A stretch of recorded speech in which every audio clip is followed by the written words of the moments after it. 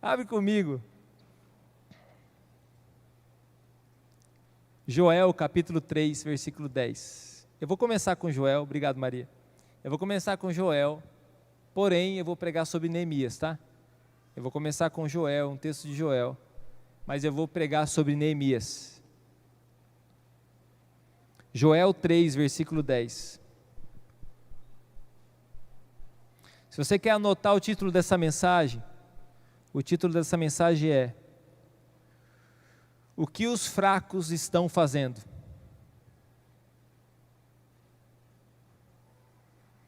Esse é um texto que eu gosto muito, Joel 3, versículo 10, diz assim: Forjai espadas das vossas enxadas e lanças das vossas foices.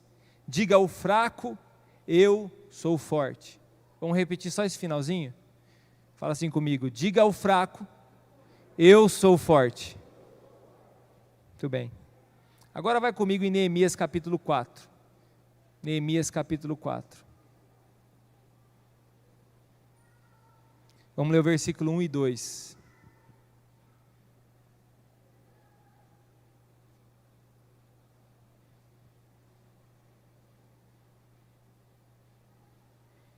Acharam?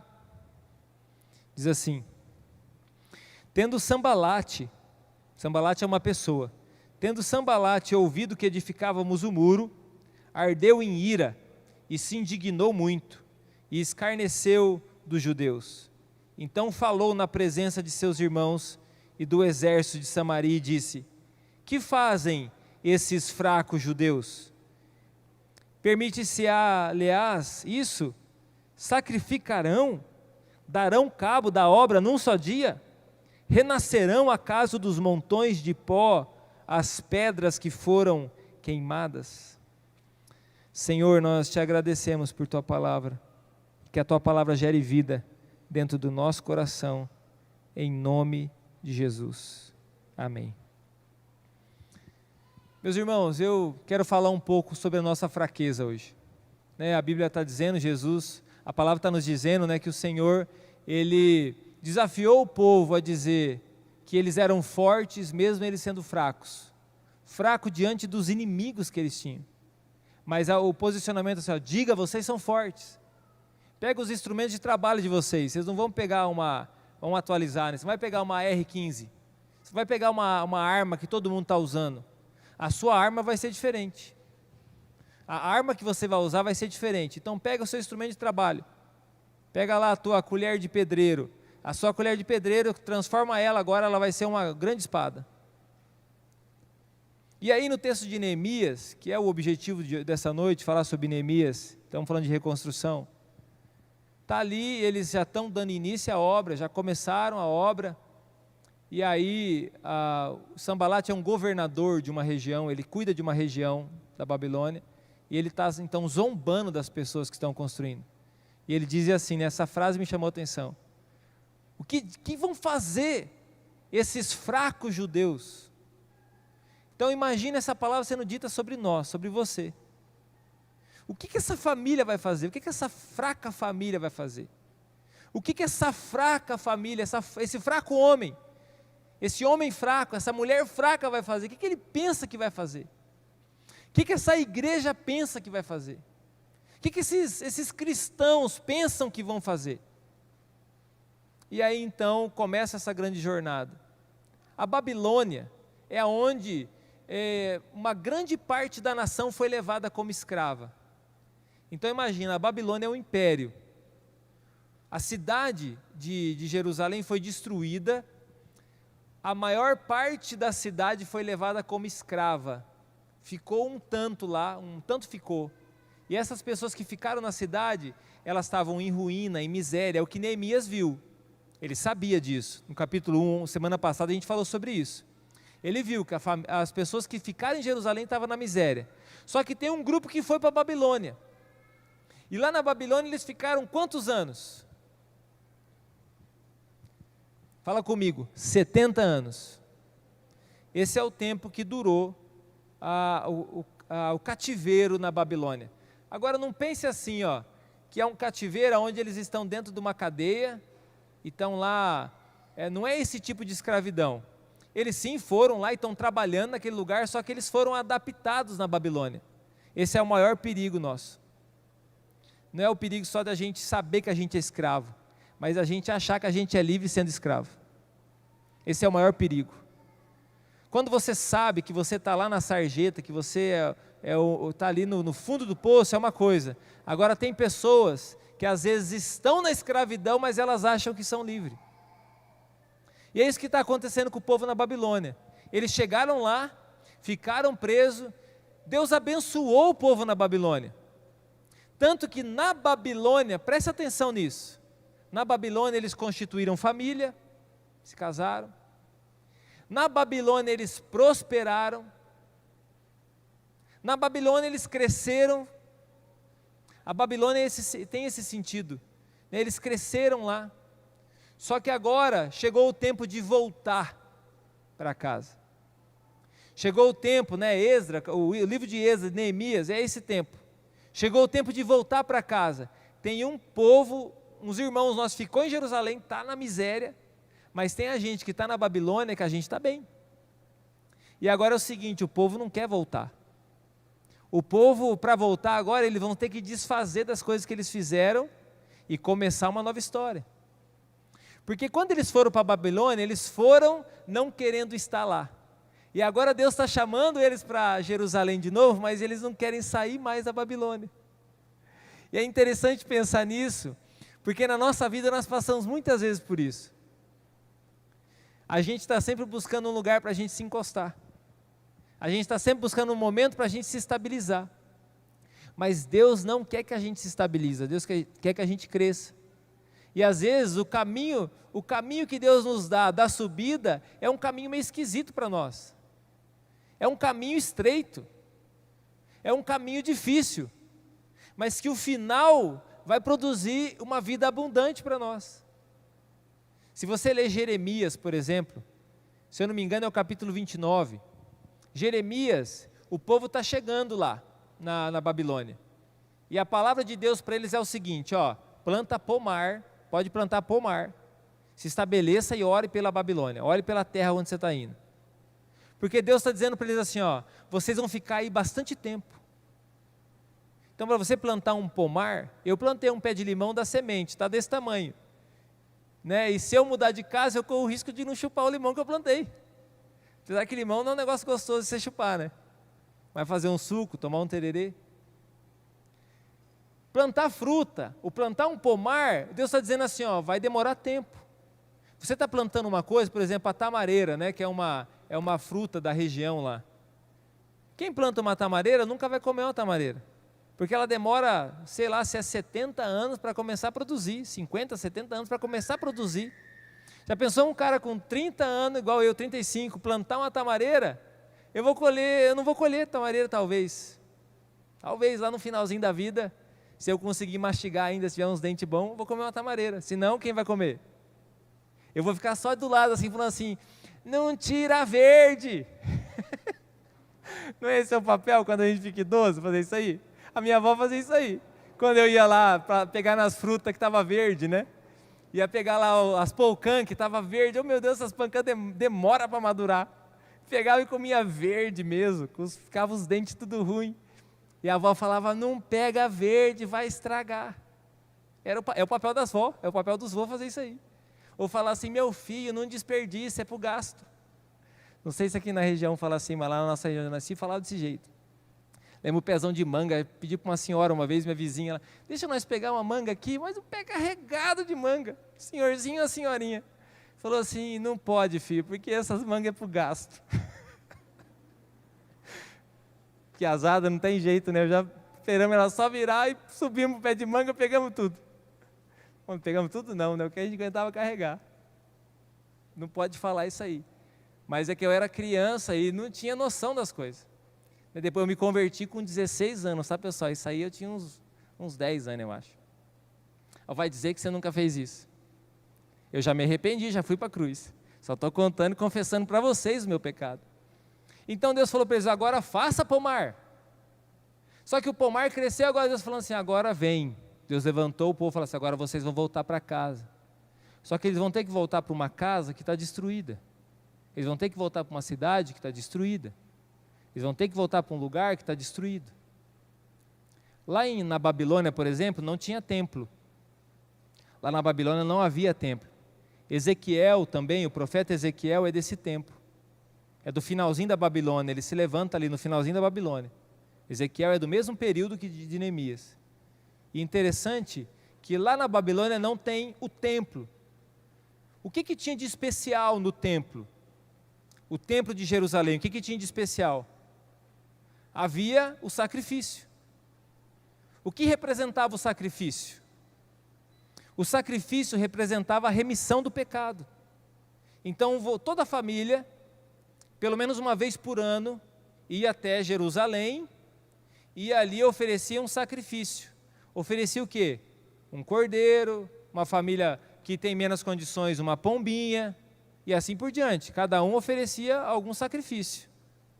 Por que o sacrifício? Meu querido, você tem que entender que o sacrifício no templo, ele está simbolizando o que Cristo faria pelo povo.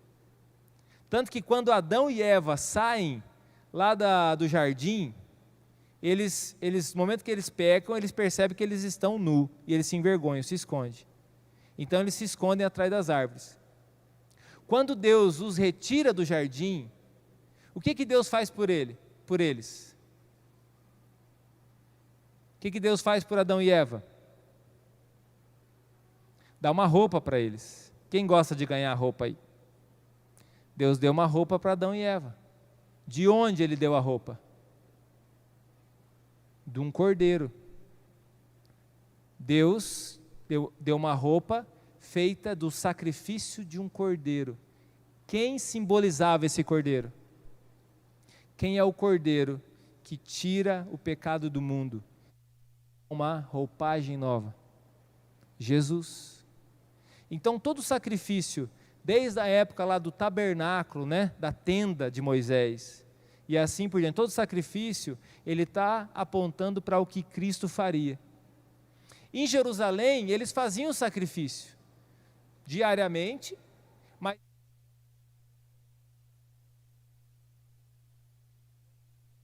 todas as pessoas que estavam lá, então as pessoas iam fazer um sacrifício. E de fato era um sacrifício, porque para chegar em Jerusalém, para andar até lá, para ter que dar uma despesa para eles, que eles vão comprar alguma coisa, ou alguma coisa que eles têm, que eles estão produzindo, que eles vão sacrificar no altar. Só que quando eles estão na Babilônia, eles não têm lugar para sacrificar, não tem sacrifício. Então durante 70 anos não houve sacrifício. Mas o que tem na Babilônia? Na Babilônia surgiram as sinagogas. O que são sinagogas? Eram locais, casas, que eles se reuniam, os judeus se reuniam para compartilhar, o que eles conheciam das Escrituras.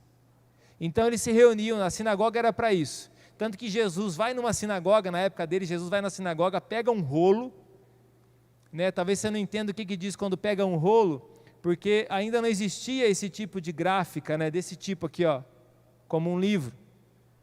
As coisas eram escritas num pergaminho, era enrolado. Então Jesus pegou um rolo, e era o rolo de Isaías. Ele não sabia, mas ele pegou e era o rolo de Isaías. Ele abriu o rolo e ele leu Isaías 61. Então na sinagoga era esse ambiente, era um ambiente de estudo da palavra, de exortação, era um ambiente de comunhão entre os judeus. Era esse ambiente, só que não tinha sacrifício. E na vida cristã, olha só o que eu vou dizer para você. Na vida cristã, uma vida onde a gente só se deleita na palavra, mas não tem sacrifício, tem alguma coisa errada. Não tem um sacrifício. Vamos dar um exemplo, a conversão. A conversão, ela é um sacrifício. Ela é uma renúncia. Você vai deixar uma vida para viver uma outra. A vida cristã, ela é feita todos os dias de renúncias. E não quer dizer que é uma renúncia para nos destruir. Pelo contrário, é uma renúncia para nos levantar. Então uma das coisas que não existia mais na Babilônia durante 70 anos era sacrifício. E quando as coisas estão boas demais, a gente começa a se acomodar. Infelizmente. Interessante que na veia da igreja cristã, na veia do movimento cristão, Deus sempre abençoou o seu povo, e Deus quer que você seja muito abençoado, Deus quer que você cresça, Deus quer que você prospere, Deus quer que a sua família se multiplique, Deus quer que você tenha filhos, que os seus filhos sejam abençoados. Esse é o desejo de Deus. Mas em algum momento o ser humano tem algum defeitozinho por conta do pecado, que dá um tchutchu na gente, e as coisas boas, às vezes, em vez de nos fazer tão bem, elas passam a nos fazer mal. E aí lá na Babilônia o povo está bem, só que agora eles têm que fazer um sacrifício, eles têm que voltar para Jerusalém. Não é algo que eles estão felizes em fazer, é algo que eles estão com dificuldade para fazer, porque a palavra é tão dura para eles, que é o seguinte: vocês se casaram na Babilônia, e as esposas de vocês não são de Jerusalém, então vocês vão deixar inclusive as esposas de vocês, vocês vão deixar inclusive os filhos de vocês, e vocês vão voltar para Jerusalém, assim como vocês devem ser. Meu querido, por que Deus faz isso? Não sei. Por que Deus faz isso? Não sei, mas é uma palavra dura para nós, é uma palavra dura para Israel. Então eles estão tendo que tomar uma decisão do quê? De grande renúncia, recomeçar uma vida. Agora a pergunta que eu faço para você é: eles estão só perdendo, ou eles estão perdendo para ganhar? Você que conhece a história, eles estão só perdendo ou eles estão perdendo para ganhar? Eles estão perdendo para ganhar. Agora você pode ter certeza que o mais difícil para eles deixarem foi a vida abençoada que eles já tinham na Babilônia. E muitos não voltaram. Muitos não voltaram, muitos ficaram na Babilônia. Muitos se dispersaram na Babilônia e ficaram por lá. Muitos continuaram a vida na Babilônia e ficaram por lá. Babilônia tem esse significado. Babilônia é a capital da tão conhecida, onde nasceu Babel, de Nimrod. Nimrod foi quem formou Babel. Um lugar formado na ignorância, um lugar formado na ganância, um lugar formado debaixo da individualidade das pessoas, do individualismo das pessoas, não da individualidade. E agora eles estão voltando para Jerusalém para recomeçar. Nós, meus queridos, temos uma palavra de Jesus: um dia Ele vai voltar a nos buscar. E a pergunta que eu faço para você: se fosse hoje, você ia querer ir? Se fosse hoje, você está a fim de ir? É claro que pela nossa tradição cristã, a gente sempre vai responder assim: sim, claro. Mas será? Será que a gente ia querer ir mesmo? Será que a gente talvez não ficaria com dó das pessoas que estão ficando, por exemplo? Se nós estivéssemos indo. Será que nós não ficaríamos: mas Senhor, agora eu acabei de construir minha casa. Acabou de crescer o pé de polcã, vai dar polcã esse ano. Senhor, acabou de nascer meu filho. Senhor, eu vou casar mês que vem, o Senhor quer me levar hoje. O Senhor vai voltar logo hoje, não pode voltar no final do ano. Vou ter casado, pelo menos já vou ter ido para a lua de mel. Tem alguns que ainda têm mel, outros não têm mais. Senhor, não dá para esperar, Senhor, eu me formar na minha faculdade. Eu quero tanto exercer essa profissão. Senhor, será que não dá para esperar eu terminar esse projeto que eu comecei?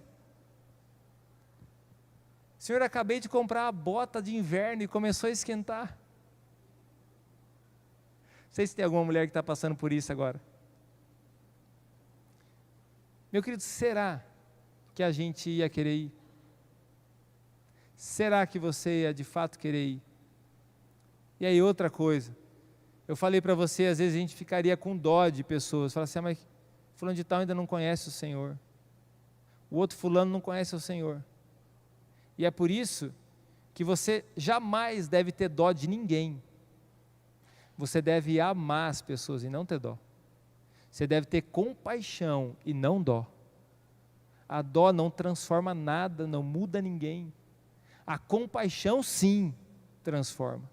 A compaixão sim muda as coisas. E a compaixão pode ser tão grande que você, com certeza, pode fazer algo pela vida de alguém. Você pode fazer algo pela vida de uma pessoa. Você tem compaixão? Então faça algo. Testemunhe desse amor. Agora pode ficar tranquilo, meu querido, que você não vai conseguir mudar a vida de ninguém se a pessoa não quer ser mudada também. Todos nós aqui e muitas outras pessoas ao redor do mundo somos frutos do amor de Deus. Ele já nos amou antes mesmo da gente merecer ser amado. Antes mesmo da gente merecer não, antes mesmo da gente pensar em ser amado ou pensar nele, ele já nos amou.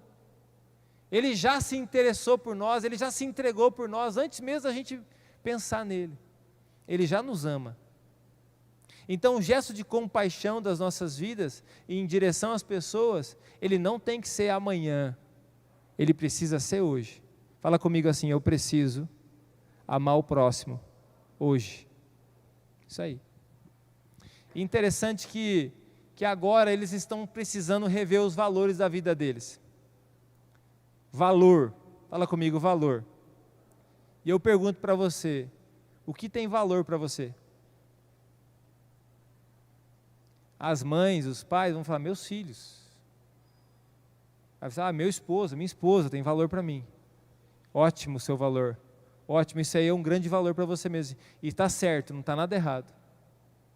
Agora muitos vão dizer assim, não, a minha família tem valor. Mas as atitudes dele mostram totalmente ao contrário. Que a família não tem valor. Por quê? Porque não dá valor à família. Porque não dá valor aos filhos. Porque não dá valor ao papel, né, dele como homem ou dela como mulher. Então as nossas atitudes também demonstram o nosso valor. Muitas pessoas dizem, eu amo muito Deus. Mas como que a gente demonstra o nosso amor a Deus? Num ato de entrega, claro que é um ato de entrega. Agora, como que a gente ama a Deus que a gente não vê? O que a Bíblia diz? Amando o próximo que a gente vê. É assim. Também não é só um ato de bondade. Não é o fato de você fazer algo bom para alguém. Mas é o fato de verdade você entender o valor que as pessoas têm. Especialmente as que estão dentro da sua casa. Especialmente as pessoas que estão no seu entorno, no seu ambiente. Essas são as mais importantes para vocês. Aqui nós temos dois tipos de pessoas bem importantes. Tem você que está aqui hoje, você é muito importante. Você que está aí na sua casa, você é muito importante. Só que tem mais uma pessoa muito importante, que deveria ser muito importante para nós, tem que ter valor para nós. E essa pessoa é aquela que não está aqui também, que não está ali. É aquela pessoa que ainda não entendeu.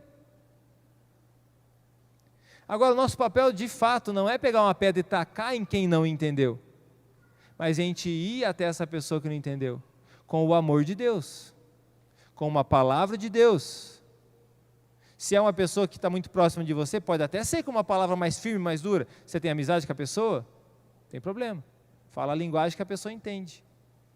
Mas um gesto de amor, um gesto de carinho. Eu preciso lembrar você que o nosso papel aqui nessa terra é ser sal e é ser luz. Esse é o nosso papel. Você ganhou para Jesus, meu irmão? Não precisa nem trazer aqui para a igreja. Se você acha que a pessoa não vai gostar de mim, não precisa nem trazer para a igreja, mas ensina então a palavra para ela onde ela estiver. Ela tem que aprender a palavra. Ensina a palavra. Ensina o evangelho. Lá na sua casa, ensina a palavra. Ensina o evangelho todo dia, uma gotinha. Todo dia, um minuto, uma gotinha. Uma gotinha. E essa gotinha vai enchendo, e ela vai enchendo. Voltando aqui para Neemias. Então eles estão voltando. Eles estão voltando para Jerusalém, eles estão saindo da Babilônia. E o evangelho é isso, o evangelho é puro e ele é simples. O evangelho é um ato de renúncia. Não crie você, cristãos, que não aprendam o que é sacrifício, o que é renúncia. Porque essa pessoa pode ser tudo, menos um cristão. Um dia eu tive que renunciar, e tive que sacrificar, e tive que deixar, e vou ter que sacrificar, vou ter que renunciar, vou ter que deixar durante toda a minha vida, porque a vida ela é feita de escolhas, de decisões. Agora, não queira também ficar tomando as decisões pela vida das pessoas. Tem pessoas que, em vez de ficar tomando as decisões pela vida dela, fica tomando decisão pela vida dos outros. Ah, o fulano de tal não quer, o fulano de tal não faz, o fulano de tal não sei o quê. Não, cuida da tua vida, ou daquele que você tem responsabilidade para cuidar. É os seus filhos, é a tua responsabilidade. É a tua esposa, é a tua responsabilidade, é diferente, é outra conversa. Mas a vida dos outros, deixa a vida dos outros. Inclusive é o seguinte, o que você planta, você também vai colher. E fica tranquilo, o que a gente planta, seja bom ou seja ruim, você nunca vai colher o que você plantou só. Você vai colher muito mais do que você plantou. Se você plantar um grãozinho de milho, você vai colher um pé, pelo menos com uma espiga de milho. Se não foi bem tratada, vai ter pelo menos umas 100 sementinhas de milho lá para você. E assim é aquilo que nós plantamos. E eu percebo que parece que as coisas ruins, elas às vezes dão mais fruto do que as coisas boas, em alguns momentos. Tiririca, por exemplo. Pega lá uma batatinha de tiririca e planta no teu quintal para você ver se vai conseguir acabar com ela alguma vez na sua vida. Nasce e você não acaba jamais. Ah, faz isso que vai acabar. Não acaba. Faz isso que vai acabar. Faz uma laje, daí você vai ver, aí não vai nascer mais. Agora você pode passar o veneno que for, vai nascer a tal da tiririca. Então, meu querido, a gente vai plantar as nossas sementes, nós vamos cuidar da nossa vida, da nossa história, mas entenda, é uma vida de decisão, todos os dias. A gente vai ficar com os cabelos brancos e vai estar tendo que tomar decisão. Você vai ficar lá, às vezes, sem cabelo, já velhinho, já tomando decisão na sua vida. Você vai tomar as suas decisões, as decisões para a sua vida, as decisões para aqueles que estão perto de você. Enquanto a gente tem os filhos pequenos, estamos tomando as decisões pela vida deles, ajudando eles a perceber algumas coisas. Aqueles que têm mais tempo de vida, já conseguem perceber que tem muita coisa na vida que não vale a pena. Tem muita coisa na vida que já não vale mais a pena você ficar com aquilo pensando, não vale a pena. Estava conversando com uma pessoa essa semana, e a pessoa falou: pastor, eu sei que é desculpa minha. Ela já reconheceu, falou assim: eu sei que é desculpa minha, mas eu estou com tanto serviço. Olha, eu estou com serviço, não sei para que dia, tal dia, tal dia, tal dia, e o patrão e não sei quem. E nesses tempos que nós estamos vivendo, eu estou tão afiado já com essa conversa, e de coração, eu creio que o Espírito Santo me usou naquele momento, falar com aquela pessoa, disse assim: o que vai adiantar a tua preocupação? Se amanhã você morre, amanhã é segunda-feira, um exemplo, na terça-feira já vão estar contratando alguém no seu lugar. E aí? A tua grande preocupação com tudo aquilo que você tem que fazer, vai ficar para o quê? Para quem resolver? Vamos ser sinceros? Vai ficar para quem resolver isso aí? Alguém vai resolver. Alguém vai assumir e vai fazer. Às vezes igual, às vezes pior, às vezes melhor. Então isso serve para nós. Seja você dono de um negócio, seja você trabalha por conta própria ou você trabalha para alguém. É dia do seu serviço, meu querido? Dá o seu melhor. É hoje o dia do seu serviço, você entra lá 8 horas. Então dê o seu melhor, faça como para o Senhor, é o que a Bíblia diz. 6 horas é o horário que você sai? Beleza, 6 horas, meu querido, acabou o seu serviço. Não vai ficar se preocupando com o que você tem que fazer amanhã. Não adianta. Não resolve. Não vai mudar nada. Para que você vai perder uma noite de sono por causa disso? Ah, mas é muita frieza. Não, não é frieza, é sabedoria. Porque às vezes você vai levar aquele monte de problema para a tua casa, sendo que você não tem que levar, você não precisa levar. Amanhã você resolve o que tem que resolver amanhã no seu serviço. Ah, mas é o meu negócio, pastor, eu tenho que cuidar. Não, você tem que, com certeza, dar o seu melhor, porque é para o Senhor também, não é teu negócio, é do Senhor o teu negócio. Agora, você não é escravo do seu negócio. Você não é escravo da sua empresa de nada. Ah, mas eu gosto, ótimo, você gosta, faz então por amor, mas não fica aumentando o nível da sua ansiedade, da sua angústia, não vale a pena. Não vale a pena. E esse rapaz, então, ele olhou para mim e falou assim: pastor, é verdade. Eu falei: é isso aí. Que nem eu disse para você, né? Nós estamos afiados com isso. Meu querido, não vale a pena. Eu gostaria até que você fizesse um exercício. Quero até que você faça um exercício sobre a tua vida. Às vezes você está muito angustiado, muito preocupado, muito na correria. E eu estou tão feliz, cara, de responder às pessoas. As pessoas falam assim: ei, pastor, na correria? Eu falo: não estou na correria não. Não quer dizer que não tem um monte de coisa para fazer, mas eu falo: não estou na correria. Um dia de cada vez. Vamos lá. Planejo o futuro, claro que eu planejo. Mas um dia de cada vez. Eu não tenho como viver o dia de amanhã. Eu vou viver agora. Eu quero dar um exercício para você fazer. Você faz na tua casa depois. No momento que você estiver sozinho, você faz esse exercício. Você vai fazer esse exercício assim, ó. Você vai imaginar o dia do seu velório. Pega e imagina o dia do seu velório. Tem algumas pessoas que falam assim: pastor, ó, no dia do meu velório, não deixa vir aquela rezaiada no meu velório não. Já me falaram várias vezes isso aí. Várias pessoas já me falaram isso. Eu falo para eles assim, ó: eu não mando nada no seu velório. Eu sou só o pastor. Fala com os teus filhos ou com quem você quiser. Deixa avisado, escreve, faz alguma coisa. E mesmo assim há o risco de ter o que você não gosta. Porque você já não manda nada no dia do seu velório. Agora imagine o dia do seu velório. Não imagine o dia do velório do outro, não. Imagine o teu. E imagine o que as pessoas que vão vir no seu velório vão dizer sobre você.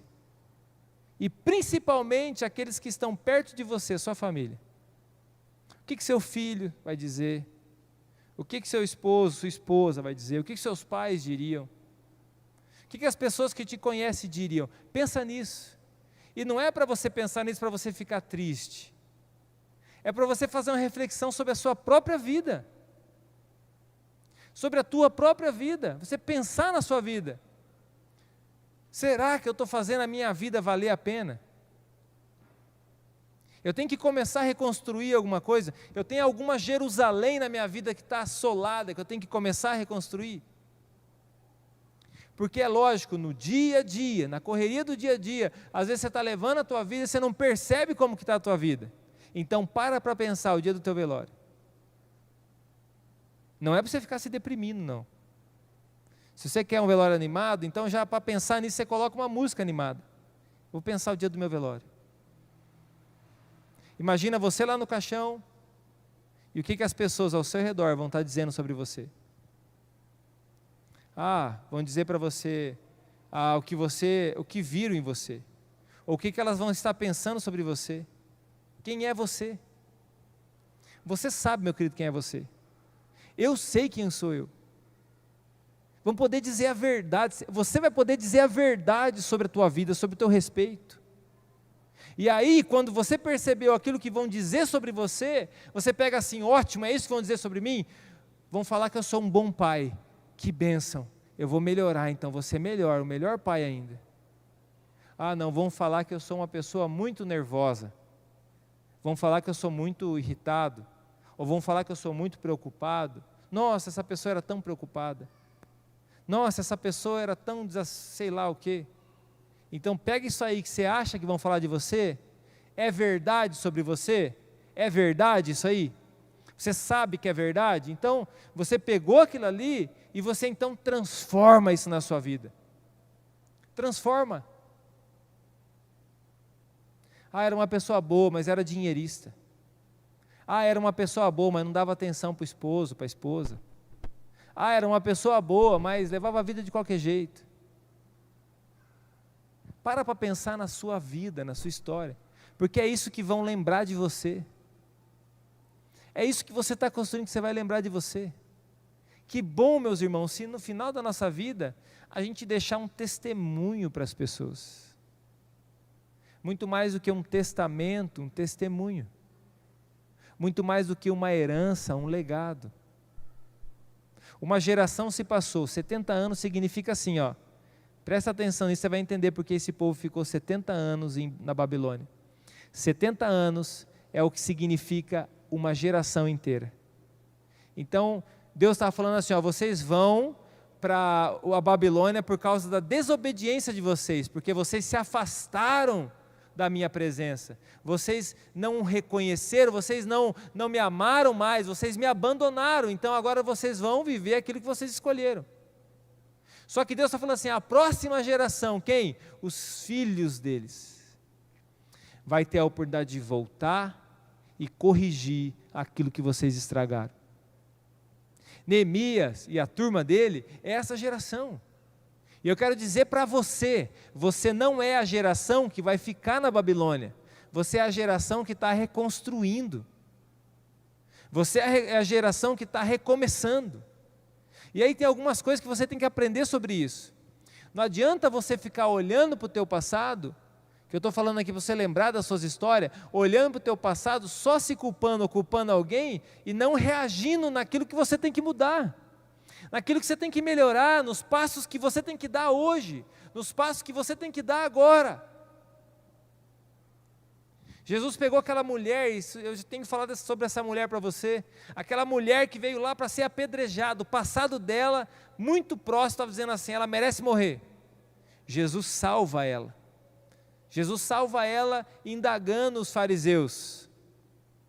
E quando Jesus salva ela, Jesus já mostra para ela o que ela tem que fazer. Fala assim, ó, não adianta você ficar olhando lá para trás não, ficar se culpando, ficar com autocomiseração, como eu fui ruim, por que eu fiz isso, por que eu fiz aquilo, não vai adiantar. O que você faz agora? Vai para frente e não peques mais. Vai para frente e não peques mais. Então Neemias, aqui no capítulo 2, no versículo 11 em diante, ele toma uma decisão.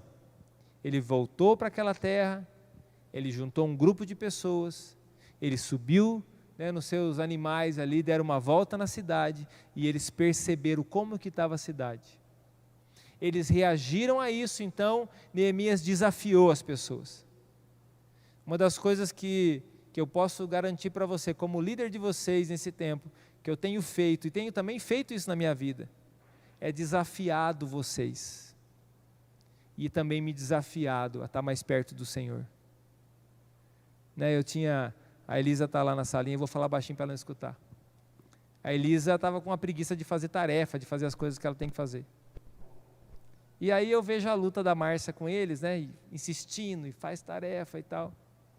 E aí essa semana eu juntei ela e falei assim, é o seguinte, você tem 3 coisas para fazer, vou acrescentar uma que você não estava fazendo, mas que você vai pisar lá na frente, então eu já vou colocar. Então você vai ler, você vai estudar inglês e você vai fazer tarefa. É só essas 3 coisas que você tem que fazer. Claro, na medida dela, como criança. Eu falei, você vai parar de dar trabalho para tua mãe e você vai fazer essa tarefa. Você vai estudar agora inglês, você não estava estudando, você vai estudar. E você vai ler, vai passar um tempo lendo a Bíblia, vai passar um tempo se dedicando à leitura. E eu falei assim, o dia que eu pegar você, que você vai fazer os tiquezinhos lá, que você não fez, todo dia que você deixou de fazer alguma coisa, eu vou tirar alguma coisa sua. Eu vou começar pelo desenho. Depois no outro dia eu tiro o celular. Depois no outro dia eu tiro uma Barbie. E eu vou tirando. Cada coisa que você falhar eu vou tirar um negócio. Até o momento você não vai ter mais nada, a não ser a tua Bíblia para ler os teus livros, a tua tarefa para fazer e o negocinho de inglês para você estudar. Chorou, ficou chateada comigo na hora. Mas hoje de manhã, dormi um pouquinho mais, era umas 8 e pouquinho, eu acho. Escuto o portãozão lá atrás abrindo. Bam! Eu falei, ué, quem será? Normalmente é o Samuel, acorda e já abre para a Bibi sair. E eu vi que o Samuel não movimentou, fui lá ver o que era. Uns barulhos estavam quietinhos demais, Criança quando está quietinho demais, você já desconfia. Cheguei e fui lá ver, olhei de cantinho assim, você não vai acreditar, você vai achar que eu estou inventando isso aí. A Elisa sentada com uma cadeirinha, imagina a cena, eu nunca tinha visto isso desse jeito. A porta aberta, o sol, ela no sol, com a Bíblia dela, sentadinha na cadeirinha lendo, matando já o primeiro desafio logo cedo. É o desafio que eu dei para ela. E é claro, ela sabe que ela vai perder também se ela não fizer. Mas o desafio também vai nos mover. O desafio também vai gerar algo em nós. E o Senhor está nos desafiando assim, o que você quer escolher? Escolhe a vida ou a morte, a bênção ou a maldição, qual que você quer? Ó, a maldição, e ele já explica para nós, a maldição vai ser assim, ó, eu vou tirar isso de você, vai acontecer isso aqui, você vai perder, vai ter prejuízo, vai destruir tal coisa, vai destruir tua família, vai destruir... A bênção, você vai ter isso, vai ter aquilo outro, vai ter aquilo outro. Eu quero que você escolha a vida, mas qual que você quer escolher? Deuteronômio capítulo 30, é só ler lá. E o chamado de Deus, Ele quer que Ele já nos dá a dica, vem para cá, ó, eu vou te abençoar. E eu disse para ela assim, ó, cada vez que você cumprir, cada semana que você cumprir as bênçãos que eu estou colocando para você aqui, que não é para mim, para que eu quero? Ela vai estudar para ela vai crescer para ela, é as coisas para a vida dela. Toda vez que você cumprir o teu propósito, eu também vou te abençoar com algo a mais. Eu vou te dar um benefício a mais. Deus, Ele está olhando para nós. E a gente tem um desafio diante de nós. Um desafio que é individual, mas um desafio que também é coletivo. E aí Neemias faz algo muito bonito. Neemias faz algo muito especial. E é isso que eu quero terminar essa mensagem. Primeira família de sacerdotes, que eles, depois de serem desafiados por Neemias, eles olham aquela situação, eles assumem uma parte da cidade, uma das portas da cidade, e eles começam a reedificar aquela porta, uma família. Uma outra família percebe tal região precisa, e ele então se dedica àquela região. Uma outra família da cidade, né? Percebe aquela parte da cidade, ela vai àquela cidade. Então a Bíblia vai dizendo ali, capítulo 3, você vai ver que várias famílias vão ocupando vários espaços ao redor da cidade e começa a reconstruir a cidade. É o poder da unidade da família. Olha quantas famílias aqui. Olha quantas famílias nós temos. Olha quantas famílias cristãs nós temos. Olha, a igreja, ela também é uma grande família, e também são pequenas famílias, microfamílias que formam uma grande família. Podemos falar das nossas células, é uma microfamília que forma uma grande família. E o que significa isso? No meio de uma grande multidão, são poucas pessoas que puxam à frente de tudo. Vamos dar um exemplo. Nós estamos aqui, nós estamos todos juntos num culto, mas tem algum grupo de pessoas que estão aqui preparando o ambiente para a gente poder juntos servir a Deus. Se tivesse 5.000 pessoas aqui, seria um grupo de pessoas como esse, talvez até o mesmo tanto, um pouquinho a mais só, que estaria servindo todas aquelas 5.000 pessoas. Mas não é essa a vontade de Deus. A vontade de Deus é que cada grupo, com aquilo que Deus deu para eles, com a capacidade que Deus deu, com a disponibilidade, com o dom que Deus deu, com aquilo que está nas mãos dele para fazer, faça alguma coisa. Pega, essa parte precisa reconstruir. Não estou falando do templo aqui, eu estou falando da sua própria vida. Eu estou falando da sua própria casa. A sua família tem que ser unida. O marido fazendo a sua parte, a esposa fazendo a sua parte, os filhos fazendo a sua parte. Cada um colaborando com uma parte na casa, não precisa todo mundo fazer a mesma coisa. A única coisa que a gente tem que fazer junto, e ao mesmo tempo é o seguinte, é sentar ao redor da mesa e comer junto. Isso é o que a gente tem que fazer, é o que a gente está lembrando aqui agora. Isso significa comunhão. Esse é o momento que a gente está se reunindo para isso. É o momento que a gente está junto. Mas aqui, ó, daqui a pouco, em poucos minutos, nós vamos estar saindo daqui. Cada um voltando para a sua casa. Mas acende um luzeiro na sua casa, acende um farol na sua casa. Acende um lugar que, aquele lugar ali ilumine a região que você está, os vizinhos seus, o seu bairro, a sua rua. Amanhã é feriado, mas o dia que você for para o seu serviço, se você vai, eu trabalho online, onde você trabalhar, mas aonde você estiver, ilumina as pessoas que você está. Isso é a tua influência, é a tua parte, é a nossa parte. E aí diz que eles conseguiram construir o muro pela metade já. Eles conseguiram terminar aquela obra pela metade, porque cada um fez a sua parte. Cada um fez uma parte. Cada um assumiu alguma coisa. Glória a Deus que tem gente lá, ó, cuidando daquelas crianças, ministrando a vida delas. Glória a Deus que tem pessoas que estão aí trabalhando, plantando para a gente poder comprar e comer. Glória a Deus que tem pessoas servindo nas padarias, nos mercados, nas farmácias, nos hospitais. E é por isso que nós temos que fazer isso para a glória de Deus, não podemos perder tempo. Seja o que for que a gente está fazendo, nós não podemos perder tempo, nós temos que usar isso para a glória de Deus. para a glória do Senhor. E aí veio a zombaria. Esses fracos não vão conseguir. E de fato, meus queridos, eles eram muito fracos. Eles eram muito fracos. Assim como nós também somos fracos. Mas é melhor ser fraco e andar com Deus do que se achar forte e estar longe do Senhor. Porque Deus estava com eles. E a palavra diz assim, que eles pelejavam, que o Senhor pelejava a batalha deles. E não tinha como destruir porque eles estavam em famílias. Eram fracas famílias, pequenas, poucas pessoas. Hoje em dia não precisava nem de um míssil, era só uma bombinha, só já matava todo mundo. Mas eles estavam ali na presença do Senhor, aquele pequeno grupo reconstruindo. Uns dormiam, outros trabalhavam. Uns construíam, outros lutavam. Enquanto depois eles trocavam, outros lutavam e alguns construíam. E assim somos nós, assim é a igreja, assim é sua casa. E Jesus ensinou para nós o seguinte, que uma casa dividida jamais vai prosperar. Pastor, como que eu tenho uma família feliz? Como que eu posso ter uma família feliz? Como que eu posso ter filhos abençoados? Como que eu posso ter um lugar de um ambiente onde eu trabalho que seja um lugar abençoado? Traz esse princípio para dentro do seu trabalho, da sua vida. Porque uma casa dividida jamais vai prosperar. E é por isso que eu quero chamar vocês, todos vocês. Que coisa mais linda, né? Todo mundo diferente um do outro. Mas eu quero chamar vocês para um ambiente de unidade. Quero chamar vocês para a gente ser um só. Eu quero desafiar vocês para nós nos unirmos. Você está aqui pelas primeiras vezes, mas é o Senhor que te trouxe aqui, você é bem-vindo. Dê o seu melhor para Deus. Você está aqui há alguns anos, glória a Deus. Continue dando o seu melhor para Deus. Se a gente consegue trabalhar em unidade, servindo, olha que bênção, sábado que vem, nós vamos comer feijoada. Quem não vai comer pode comprar para alguém que gosta. Quem não vai comprar para alguém que gosta, pode até fazer. Olha que coisa boa. Olha que oportunidade de servir. Que oportunidade de construir. Que oportunidade que nós temos diariamente de poder glorificar a Deus.